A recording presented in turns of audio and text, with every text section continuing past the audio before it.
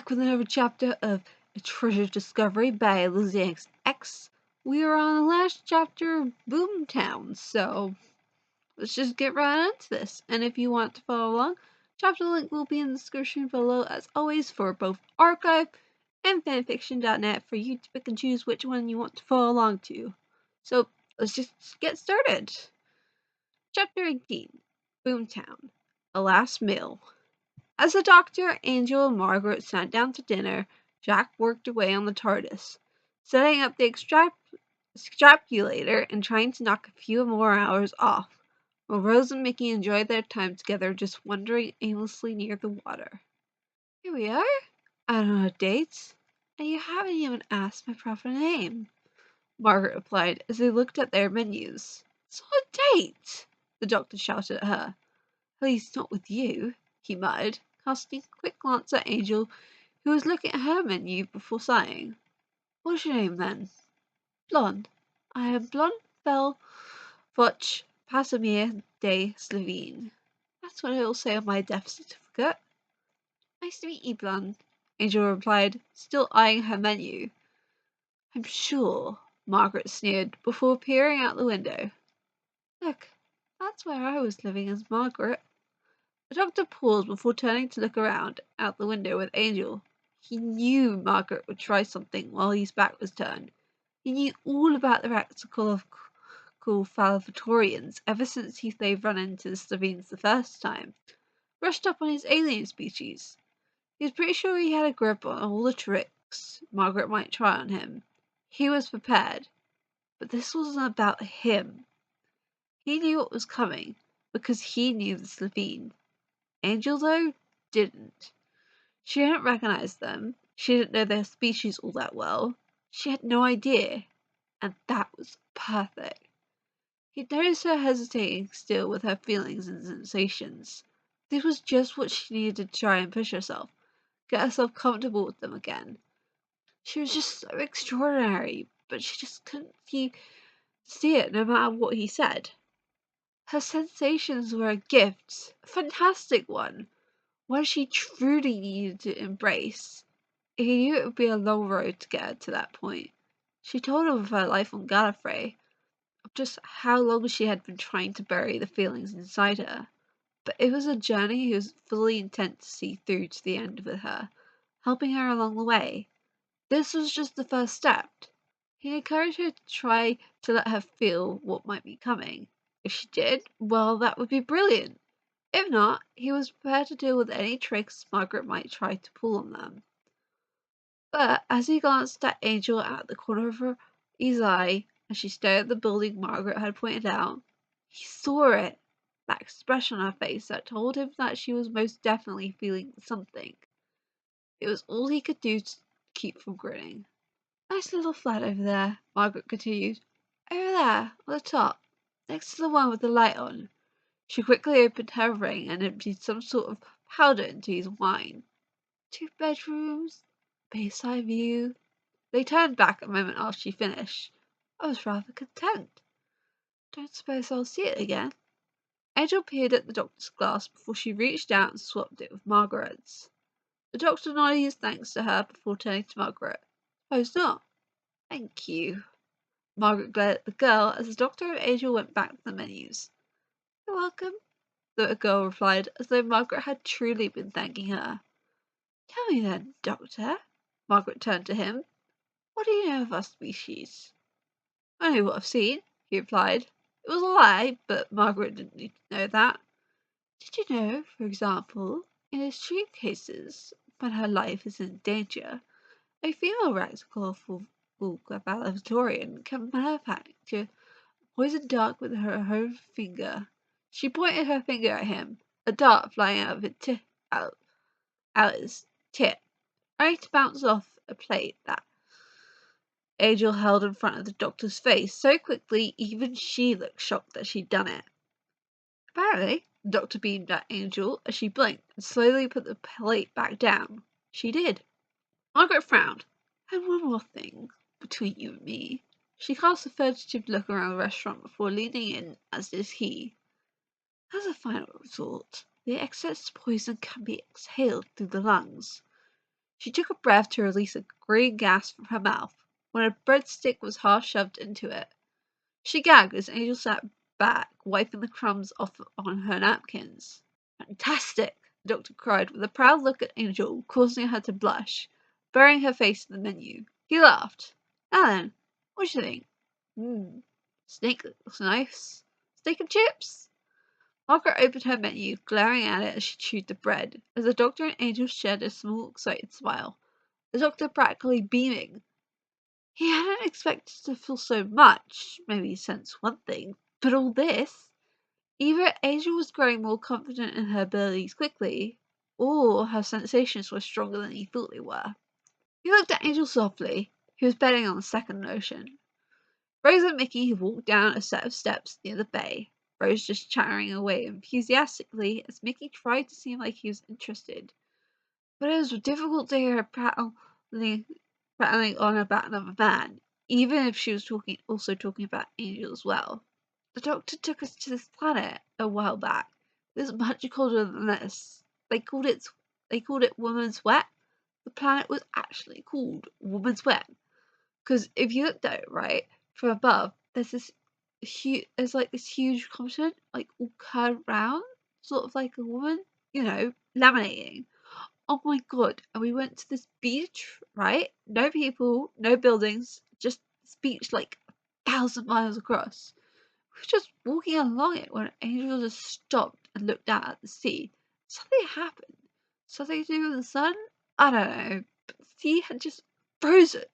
Like in a split second in the middle of a storm, right? Waves and foams. Just frozen. All the way out to the horizon. Midnight, right? We walk underneath these waves 100 feet tall, made of ice. We're going out with Trisha daily. He cut in, leaning against the railing to look at the water. Rose stared at him in shock. "Right, that's nice. Trisha from the shop. Yeah, Rob Denley's sister. Well, she's nice. She's a bit big. She lost weight," Vicky said, looking at her as though to justify himself. "You've been away. Well, good for you. She's nice." Mickey smiled, more relaxed. "So, tell us more about this planet then." "That was it, really?" Rose trailed off as they turned and walked in silence, now worlds apart. "Public execution is a slow death," Margaret said quietly, now openly pleading. "They prepare thin acetic acid, lower me into the cauldron, and boil me. The acidity is perfectly engaged to strip away the skin. Internal organs fall out into the liquid. I become soup, and still alive, still screaming." "No different than the Middle Ages, then?" Angel asked, eating a bit of her chips. "Public, painful, prolonged." She didn't know why, but she just liked history. Space and time, the two areas of the academy she excelled in. History. She loved learning about different periods of history, especially the Earth's Middle Ages. Perhaps it was the notion of the knight in shining armor of the fairy tales, but she found the sense of chivalry and honor outstanding. And, she supposed, it touched a bit closer to home now. The doctor truly was a knight in shining armor. "I don't make the law," the doctor shrugged in agreement. "Teach its own." "But you deliver it," Margaret argued. "Will you stay to watch? What else can we do? This living family's huge. There's a lot more of us, all scattered off world. Take me to them. Take me somewhere safe." "But you'll start again if we do," Angel argued. "I promise I won't." "You've been in that skin suit too long," the doctor said. "You've forgotten. There used to be a real Margaret Blaine. You killed her and stripped her and used the skin.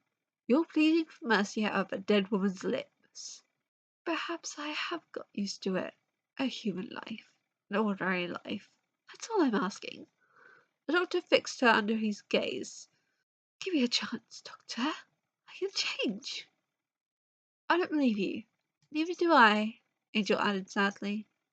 "At least, not as you are now." Margaret sighed defeated. Rose stood by a railing looking out at the water as Mickey sat with his back to her on a bench. "Oh, what do you want to do now?" he asked. Don't mind, she muttered. We could ask about hotels. What would Trish and Daly say? She said. She cut in. Both. He shrugged, looking around and pointing. There's a bar down there with a Spanish name or something. Rose suddenly spun to him, angry. You don't even like Trish and Daly. Oh, is that right? What the hell do you know? I know you, and I know her, and I know that's never going to happen. So who do you think you're kidding? At least I know where she is. She nodded, now understanding. There we are then. It's got nothing to do with Trisha. It's all about me, isn't it? You left me, he shouted, standing up in a fury. We were nice. We were happy. And then what? You give me a kiss and you run off with him, and you make me feel like nothing arose. I was nothing. Rose stared at him as his eyes began to fill with tears. I can't even go out with the stupid girl from the shop because you pick up the phone and I come running. I mean, is that what I am, Rose? Stand by. She shook her head. Am I just supposed to sit here for the rest of my life, waiting for you? Because I will. I'm sorry, she said softly, trying to touch his arm, but he shook her off. I promise you, I've changed since we last met, Doctor, Margaret continued. There was this girl, just today. Young thing, something of a danger. She was getting too close. I felt the bloodlust rising, just as the family taught me. I was going to kill her without a thought. And then I stopped. She's alive, somewhere right now. She's walking around the city because I can change. I do change. I know I can't prove it. I believe you, the doctor said calmly. You know I'm capable of better.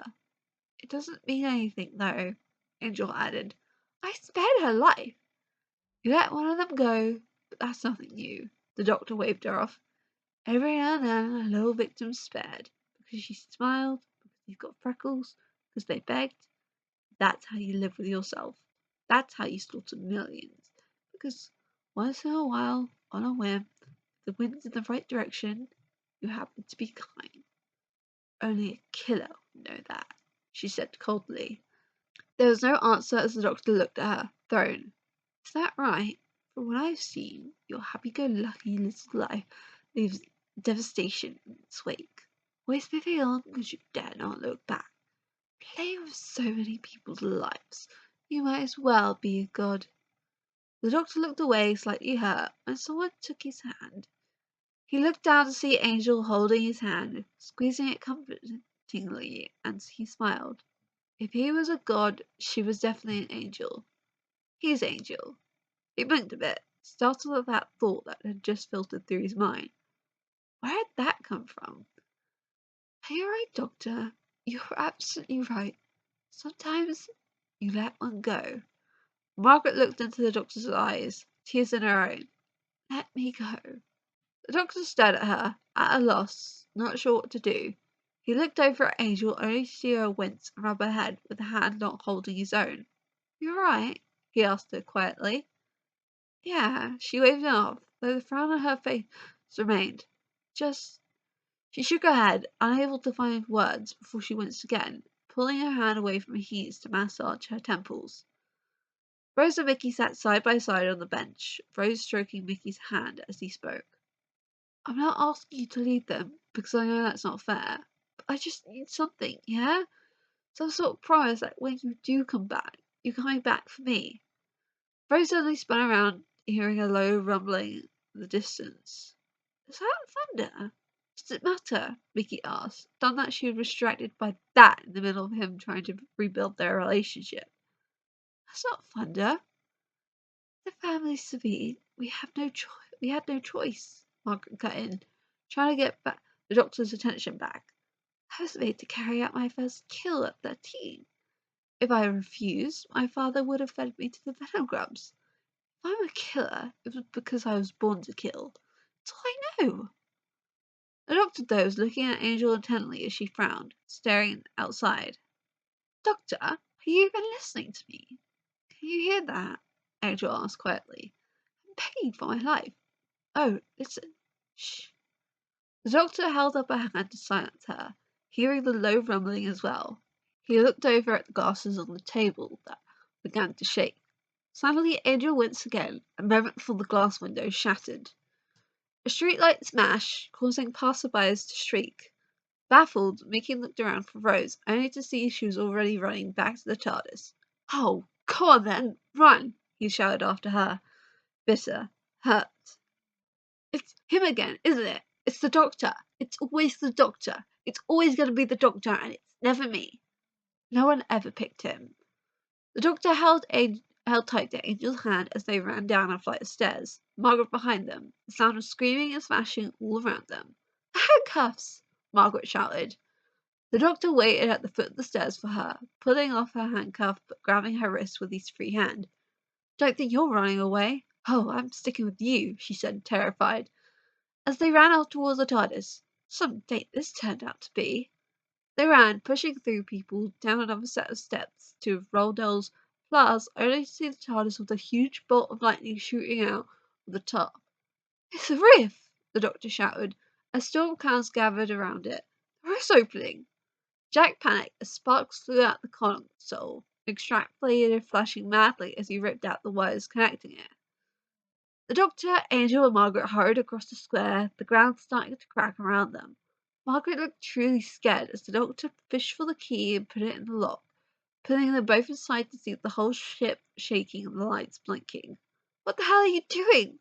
the Doctor demanded to Jack, as he ran to the man's side. Angel just reached the console before another sharp pain in her head brought her to her knees beside it. "It just went crazy!" Jack shouted. "It's a rip! Time and space are ripping apart. The whole city's gonna disappear." A small explosion erupted from the console. Rose ran across the Roldol Plaza, stopping short at the sight of the TARDIS, before she flinched at another rumble. Running across it again and jumping into the box as more explosions erupted from the console. Jack and the Doctor working furiously. "It's the extrapolator!" Jack shouted. "I've disconnected it, but it's still feeding off the engine. It's using the TARDIS. I can't stop it. If I cut it, it's gonna rip open the planet," the Doctor called. "Why is it?" Rose slammed the door behind her. "What's happening?" "Oh, just little me," Margaret beamed gleefully. "Rose, run!" Angel shouted, but it was too late. Margaret ripped the arm off her skin suit to reveal her claw and grabbed Rose by the neck. The Doctor darted forward, but Margaret moved back threateningly. "One wrong move and she snaps like a promise."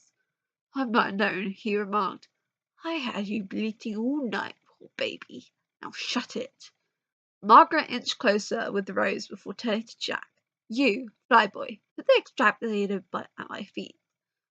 Jack hesitated a moment as Margaret squeezed Rose tighter. He looked at the Doctor for help, but he could only nod, so Jack placed the board down.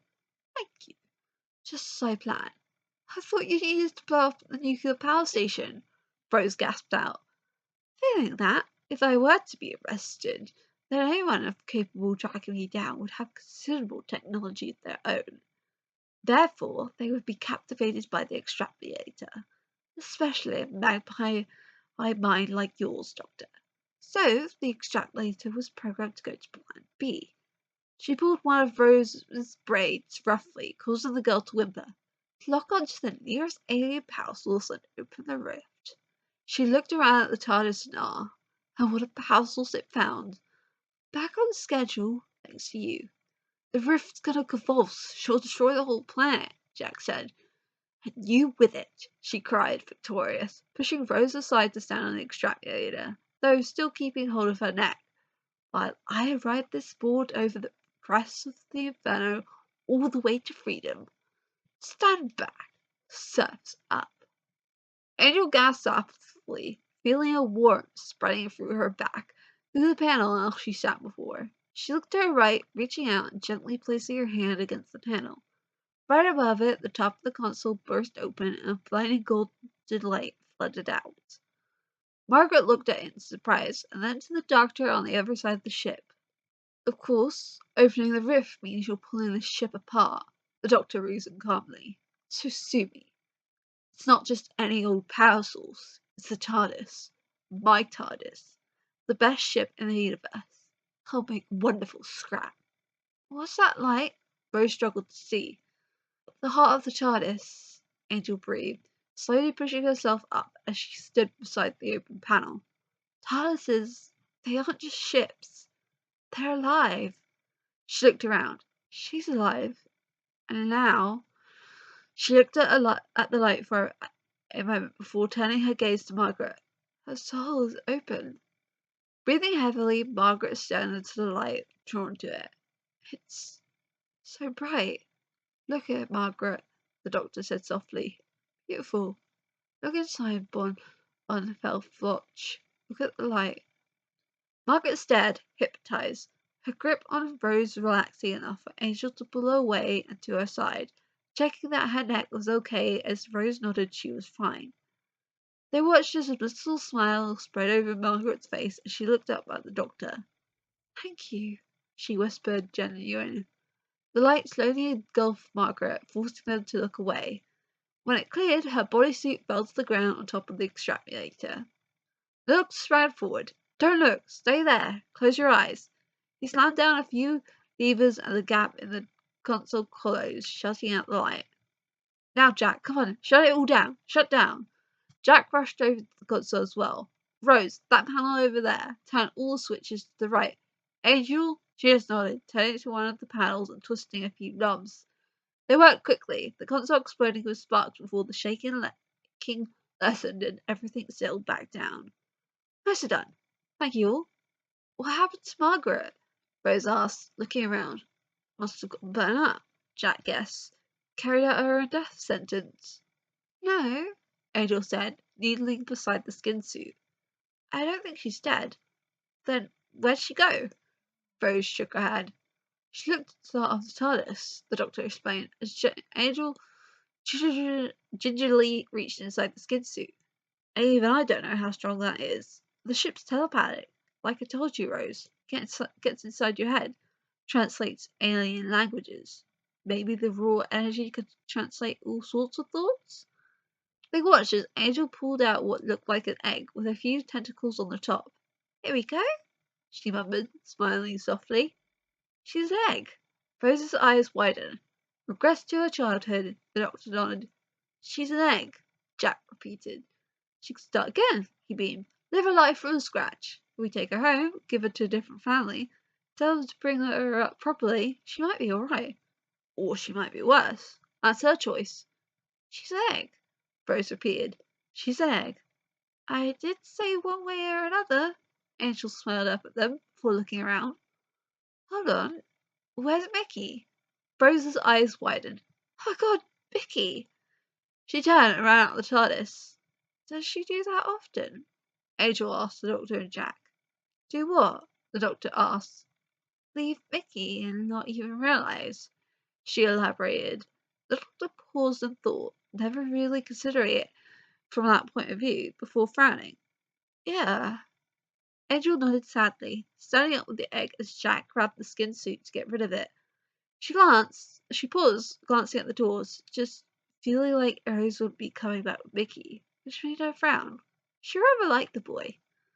Rose ran back to the water, looking around at the damage, trying to find Mickey, only to see him nowhere.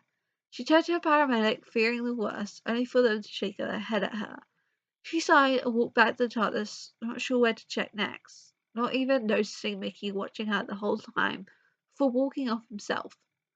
Rose stepped into the TARDIS to see the doctor fiddling with the console, as was Jack. Angel trying to fix a few things that had been damaged and couldn't help the stabbing of guilt she felt in her gut at the sight of the woman. Angel had noticed Mickey's absence before she had. What sort of girlfriend?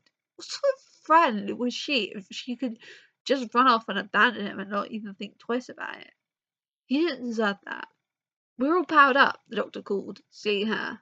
We can leave. Opening the roof filled us up with energy. We can go. If that's all right. Yeah, fine, she said softly, tears in her eyes. How's Mickey? Angel asked carefully, though there was concern in her voice. Rose swallowed hard. He's okay. He's gone. Do you want to go and find him? The doctor suggested, having formed a new sort of opinion of the young man, given Angel's outlook on it all. As he said to Nancy only a few short trips ago, it wasn't easy being the only kid out in the cold. Or wait. No need, Rose shook her head sadly. He deserves better. Off we go then, the doctor said briskly, getting to work. Always moving on. Angel pulled a lever by her, starting the engine. Next stop, practical valedictorious, Jack smirked.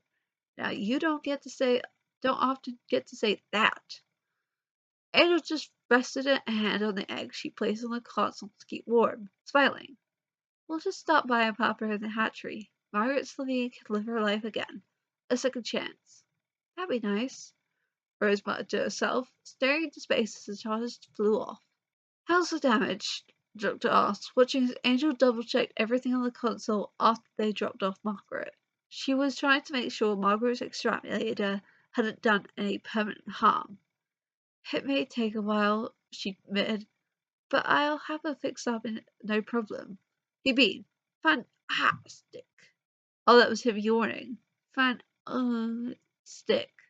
Those His words stretched at the end as he actually yawned in the middle of it. She laughed. Off to bed, you. What about you? I just want to fix this. She tweaked a random lever that seemed to have half fused to the console. It's something you definitely want working. Of course, he nodded before looking at her bashful. And it is emergency brake? She rolled her eyes at him. Shouldn't take me long. So, off you pop. He shook his head at her, but turned to leave anyway, glancing back at the top of the gantry to see her working away, before heading through the door. Angel looked up as soon as the door shut, waiting a few moments to make sure he'd really gone, before sighing. She walked around the console before eyeing the panel that held the heart of the TARDIS for a moment, before hesitantly reaching out to place her hand on top of it, feeling a warmth immediately swell beneath it. She tried to smile at the sensation before blinking and shaking her head, pulling her hand away quickly. She knelt down and pulled a small cylinder-like object with a few notches in it out from under one of the small compartments beneath the console, looking at it competently before getting to work. And that's the end of chapter 18. So, I hope you enjoyed that little thing at the end. Ooh, what was that? I don't know where I was going with that, but yeah. So that's the end of chapter 18. If you enjoyed, leave a like, a good review, comment, kudos, all of that. We're done here. Like I said at the beginning, there's links to archive and fanfiction. So go. Show the authors some love. We're done here now, and be sure to subscribe. I upload new videos every Friday and Saturday. And I'll see you guys next Friday with a new video.